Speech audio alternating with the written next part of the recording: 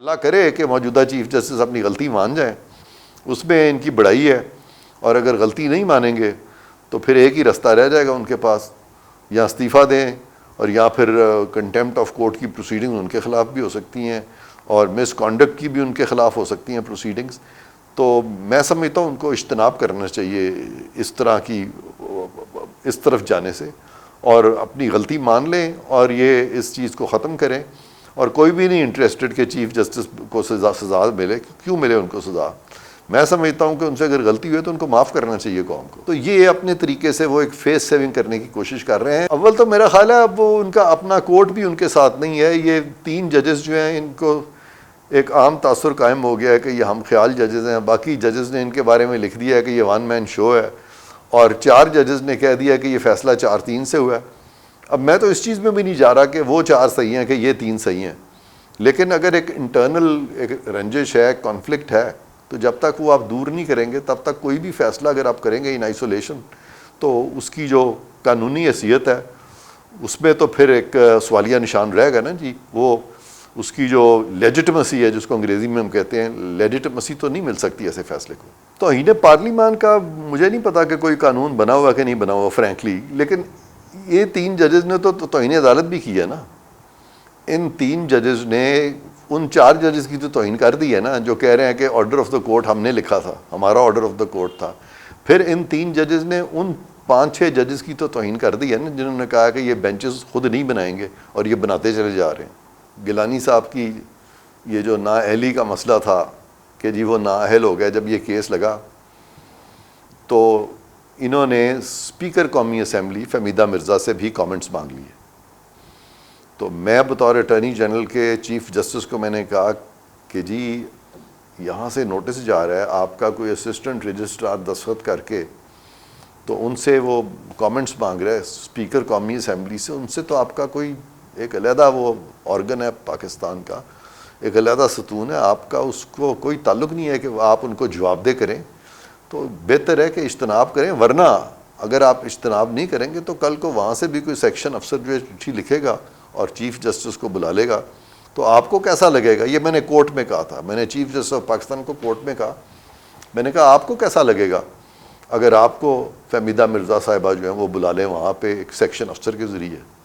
تو لہٰذا عزتیں جو ہے نا وہ باہمی طور پہ ہمیں ایک دوسرے ادارے کی عزت کرنی چاہیے۔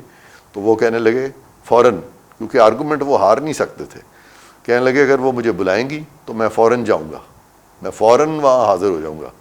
تو یہ میں آن ریکارڈ ہوں کہ یہ افتخار چودھری صاحب جو کہ موجودہ عدلیہ کے بابا عدلیہ ہیں، بابا عدلیہ ہیں، یہ تو موجودہ چیف جسٹس وغیرہ تو ان کے وہ پروں تلے آ کے تو یہ چیف جسٹس بنے یہاں تک پہنچے نا، وہ بابا عدلیہ ہیں۔ تو انہوں نے کہا تھا کہ اگر مجھے بلایا جائے گا پارلیمان کی طرف سے تو میں حاضر ہوں گا، یہ میں آپ کے گوش گزار کر رہا ہوں۔ سارا سپریم کورٹ بھی چاہے نا تو پرائم منسٹر کو اس طریقے سے ان چیزوں پہ کنٹیمپٹ نہیں لگ سکتی۔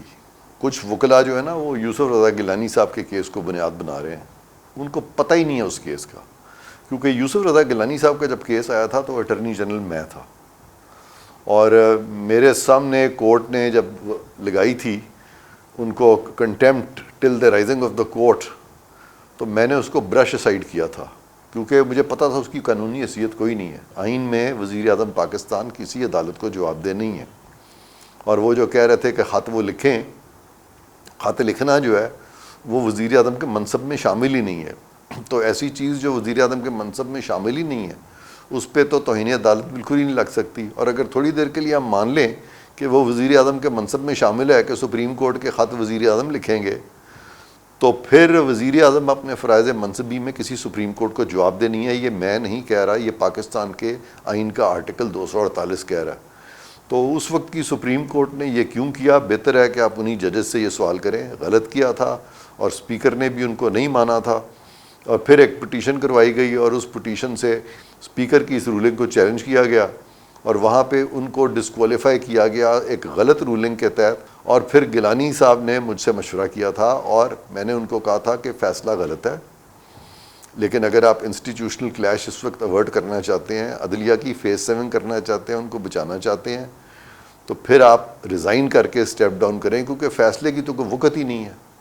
تو پھر گیلانی صاحب نے ایک استعفیٰ تحریر کیا تھا جو کہ ریکارڈ میں مجھے ابھی یقین ہے کہ وہ شامل ہے، اور وہ استعفیٰ دینے کے بعد وہ وزارت عظمیٰ سے ہٹے تھے.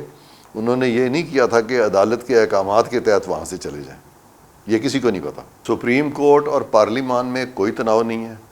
پارلیمان سپریم کورٹ کے ساتھ کھڑی ہوئی ہے، صرف ایک چیف جسٹس صاحب اور ان کے ساتھ 2 ججز اور ہیں، وہ ایک سائڈ پہ کھڑے ہیں.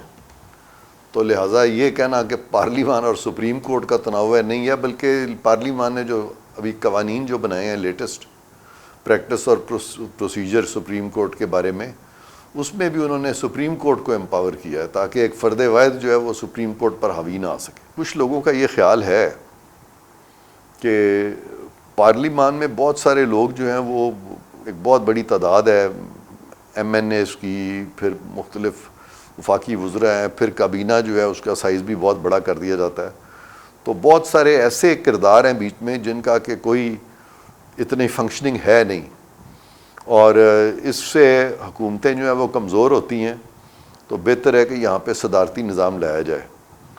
اور یہ حقیقت ہے کہ پاکستان میں جب بھی صدارتی نظام آیا ہے تو حکومت کو ایک کنٹینیوٹی ملی ہے، ایک تواتر کے ساتھ حکومت چلی ہے، 10 سال 11 سال چلی ہے.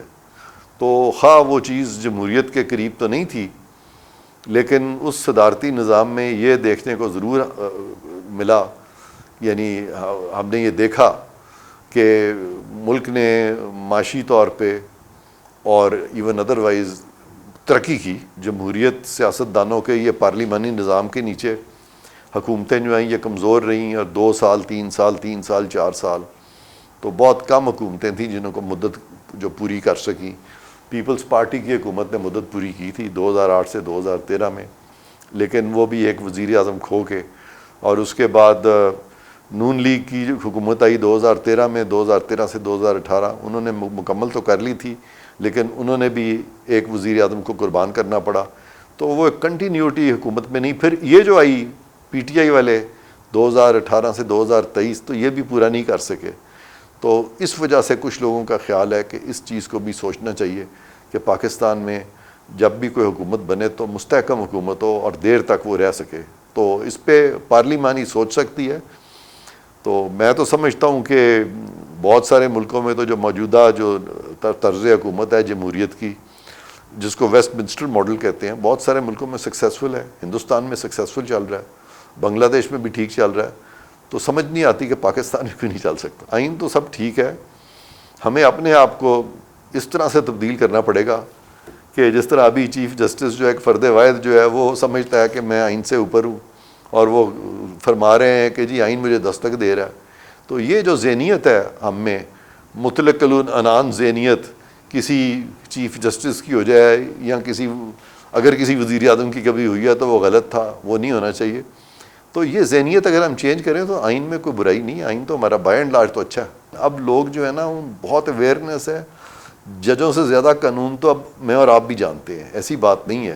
تو یہ جو ایک امپریشن کریٹ کیا گیا تھا کہ یہ سارا قانون انہی کو پتہ ہے جنہوں نے کالا کوٹ پہنا ہوا ہے یا جنہوں نے روبس پہنے ہوئے ہیں ججز کے، ایسی بات نہیں ہے. اب جو قانون بناتے ہیں مدر آف آل لاز وہ پارلیمان ہے، ان کو قانون ان سے کم نہیں بلکہ زیادہ ہی پتہ ہے. اور اسی طرح سے جو اہل علم لوگ ہیں پاکستان کے، وہ بڑے پڑھے لکھے ہیں، وہ سب سمجھتے ہیں قانون کیا ہے. تو یہ جو خیال ہے کہ صرف انہی کو پتہ ہے، بڑا خیال کیا جاتا ہے کہ شاید افواج پاکستان کے لوگ نہیں جانتے آئین کو، وہ ہم سے زیادہ جانتے ہیں. پہلے تو وہ ساری سیاسی ایلیٹ جو قوتیں تھیں ان ساروں کے وکیل پیش ہوئے، وہ ترلے منتیں کہہ رہے تھے کہ جی ہمیں بھی سن لیں. تو چیف جسٹس صاحب سنتے نہیں تھے. جب سے یہ شہری سامنے آیا، یہ پتہ نہیں کون سا شہری ہے، شہری تو میں بھی ہوں. تو میں ایز اے الیکشن کمیشن کے وکیل کے طور پہ پیش ہوا تھا. تو مجھے تو وہ 3 منٹ نہیں دے رہے تھے، باہر کیف ان کو دوسرے دن مجھے آدھا گھنٹہ سننا پڑا. اور اس آدھے گھنٹے میں میرا خیال ہے کہ کافی کانسیپٹس جو ہیں وہ کلیئر ہو گئے ہوں گے سب کے، سپریم کورٹ کے بھی. تو اب یہ وہ خود اس سے نکلنا چاہ رہے ہیں، بلکہ وہ انتظار میں ہے کہ کوئی ریویو بھی ڈالے، کیونکہ وہ سمجھتے ہیں کہ ان کی انا جو ہے بڑی مجروح ہو جائے گی. ان کو اصل میں ادراک نہیں ہو سکا کہ وہ غلط آرڈر پاس کر رہے ہیں بالکل، یعنی قانونی اور آئینی طور پہ آرڈر ہی غلط تھا. اب جب ہم لوگوں نے ان کو بار بار بتایا ہے تو وہ ان کو سمجھ آ رہی ہے کہ ہم سے غلطی ہو گئی ہے، لیکن غلطی ماننے کے لیے بھی تو بہت بڑا دل چاہیے نا جی.